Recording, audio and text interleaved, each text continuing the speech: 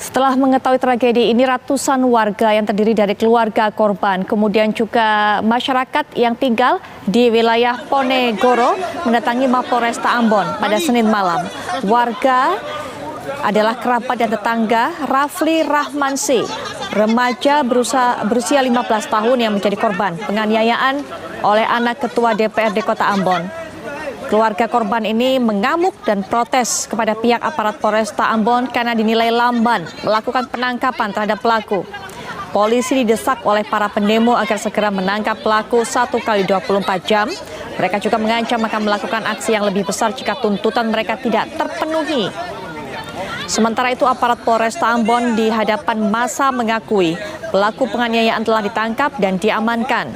Kapolda Maluku, Irjen Pol Lotaria Latif sebelumnya telah memerintahkan Kapolresta Pulau Ambon dan Pulau-Pulau Lease untuk melakukan proses hukum terhadap pelaku sesuai perbuatannya.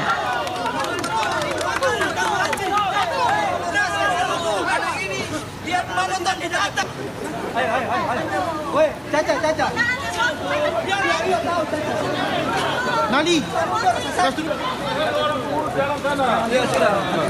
pasti emosi mah pukul masyarakat tadi.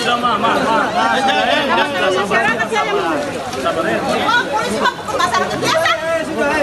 Dan pemirsa, kita masih melihat bagaimana aksi massa yang melakukan demonstrasi dan juga melakukan protes kepada pihak kepolisian menuntut pihak kepolisian untuk segera melakukan penangkapan terhadap pelaku dari penganiayaan yang menewaskan salah seorang warga ataupun juga seorang pelajar yang terjadi di Kota Ambon, Maluku. tadi memastikan bahwa dia sudah diamankan belum? Sekarang sudah diamankan. Sudah, oke. Lalu yang kedua, Bapak Kapolsek, mohon kasus ini transparansi buat kotoran karena kotor ada 4 laki-laki ini semua meninggal. Ya, betul. Baik. Pemirsa, Anda sudah mendengarkan apa yang diminta oleh warga,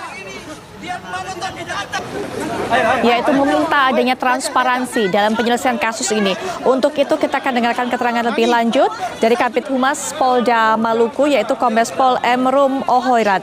Selamat malam Pak Kabid Humas. Selamat malam Mbak Putri. Baik Pak, kami juga meneruskan apa yang ingin didengar oleh masyarakat mengenai transparansi kasus ini. Apakah memang pelaku ini sudah ditangkap oleh pihak kepolisian, Pak?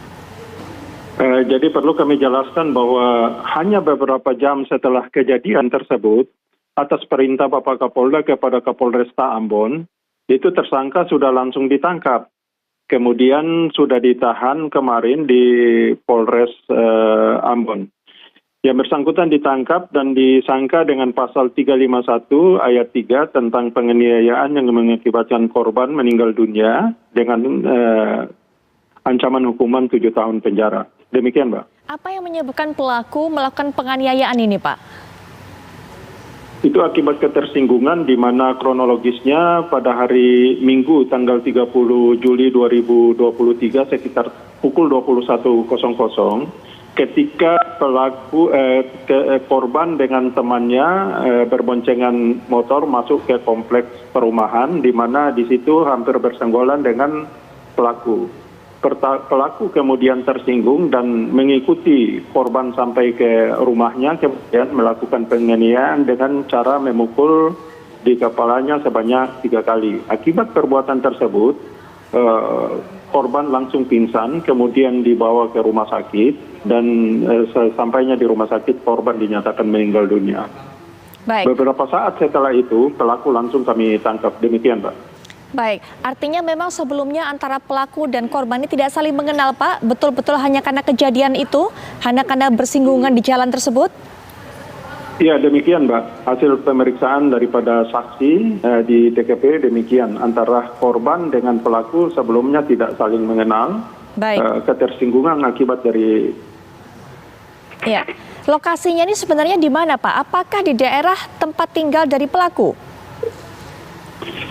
Ya, di kompleks tempat tinggal pelaku, itu di daerah Tanah Lapang Kecil ya. Di sini disebutnya Tanah Lapang Kecil atau Talake, demikian.